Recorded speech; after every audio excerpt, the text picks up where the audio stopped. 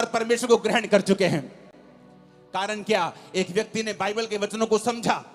उसने समझा कि एलिया भी हमारे समान दुख और सुख भोगी मनुष्य था, लेकिन उसने फैसला किया कि मैं प्रार्थना करूंगा। एलिया कहां नजर आता है? एलिया कहीं नजर नहीं आता बाइबल में एकदम से आपको। वो कहीं ऐसा नहीं है कि बाइबल में जब पहला राजा की पुस्तक शुरू होती है, दाऊद का जिक्र होता है। दाऊद के बाद पहले शाऊल राजा बनता है, उसके बाद दाऊद राजा बनता है, फिर सुलेमान राजा बनता है, सुलेमान के बाद उसके बेटे राजा बनते हैं, उसके पोते पड़पोते राजा बनते हैं। परमेश्वर में खड़े नहीं रहते, वो गिर जाते हैं। तब तक भी एलिया का जिक्र नहीं आता। लेकिन जब बाइबल कहती है पहला राजा 17 में जब एलिया का जिक्र आता है, पहला राजाओं 17 उसकी 1 से 6, तिशबी एलिया जो गिलाद के परदेशियों में से था, उसने अहाब से कहा। अहाब भी इजराइल का राजा था जिसने इजाबेल से शादी कर ली थी, और वो सब कुछ परमेश्वर के वचन के विरोध में कर रहा था और परमेश्वर उससे खुश नहीं था। वचन कहता है कि एलिया एकदम से पहला राजा उस 17 में प्रकट होता है। उससे पहले एलिया की कोई जानकारी नहीं थी। एलिया कोई वीआईपी इंसान नहीं था। एलिया कोई राजाओं के खानदान से नहीं था। एलिया किसी प्रोफेट्स के खानदान से नहीं था। लेकिन एकदम से वो प्रकट होता है और ये कहते हैं तिशबी एलिया। जैसे हम बोलते हैं वो पहाड़ी आदमी, वो पंजाबी आदमी, वो हरियाणवी आदमी, वो यूपी का भाई, वो बिहारी आदमी, उसी तरह कहते हैं तिशबी एलिया एकदम से प्रकट होता है। इजराइल के परमेश्वर के नाम में शपथ खाकर वो राजा के सामने जाके बोलता है कि राजा मेरे कहे बिना ना तो बारिश आएगी ना तो ओस पड़ेगी।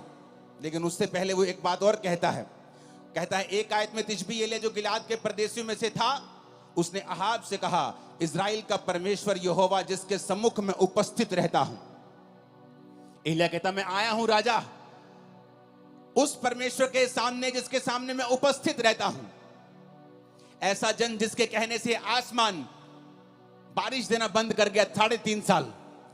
एक ऐसा पुरुष जिसने प्रार्थना की और आसमान खुल गया फिर 3.5 साल बाद।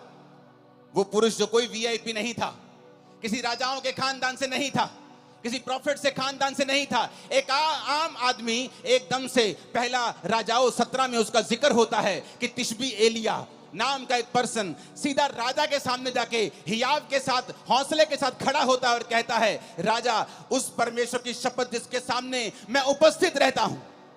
आज कौन लोग बंधनों में हैं? कौन लोग गरीबी के बंधन में हैं, बीमारियों के बंधन में हैं? कौन लोग हैं जिनको शैतान सताता है? ये वो लोग हैं जो परमेश्वर के सामने घुटनों को नहीं टेकते हैं, जो एक दिन तो प्रार्थना करते हैं दूसरे दिन प्रार्थना करना छोड़ देते हैं, जो एक दिन तो चर्च जाते हैं उसके बाद दूसरे संडे छुट्टी कर लेते हैं, जिनको ये नहीं मालूम कि आपके पास एक पावरफुल हथियार है, प्रार्थना करने का हथियार। आपके पास अधिकार है। आपके प्रार्थना के प्रभाव से बाइबल कहती है बहुत कुछ हो सकता है। लेकिन आज शैतान ने विश्वासियों को भटका दिया है। आपका फोन आपकी प्रार्थना का स्थान ले चुका है। आपका व्हाट्सएप, आपकी फेसबुक और इंस्टाग्राम आपकी प्रार्थना का स्थान ले चुका है। जब भी आप प्रार्थना करने के लिए बैठते हैं आपको काम याद आता है, आपको व्हाट्सएप याद आता है, आपकी मम्मी आपको कॉल करने लगती है, आपकी बेटी आपको तंग करने लगती है, क्योंकि शैतान नहीं चाहता आप प्रार्थना करें। तिशबी एलिया बाइबल कहती है एक आम इंसान था। आप सोचते हैं मैं एक आम इंसान हूं, मैं कैसे अपनी जिंदगी को बदल सकता हूं? मेरा परदादा भी गरीब था, मेरा दादा भी गरीब था, मेरा बाप भी दिहाड़ी करता था, मैं भी गरीब हूं, तो परमेश्वर मुझे कैसे हमारे परिवार में इतने सालों से चल रहा कैसे बदल सकता है? लेकिन वचन कहता है एलिया भी तुम्हारे समान दुख और सुख भोगी मनुष्य था, लेकिन जब उसने प्रार्थना की मेघ बरसे तो मेघ नहीं बरसा, जब उसने प्रार्थना की मेघ बरसे तो मेघ बरसा। ऊंची आवाज में बोलो हालेलुया। हम प्रार्थना के महत्व को समझते हैं। एक पास्टर प्रार्थना कर रहा था और काम कर रहा था।